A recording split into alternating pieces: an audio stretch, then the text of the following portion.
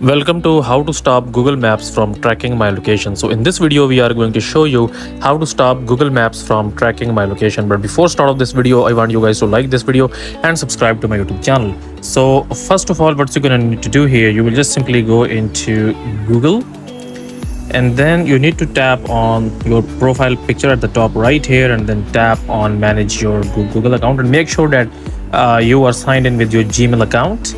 And then after this, what's we gonna have to do here, you will see some multiple options here. So go in data and privacy, and after going in data and privacy, what you're gonna have to do here, that you need to basically scroll down, and here you will see that we have this option where it says web and app activity.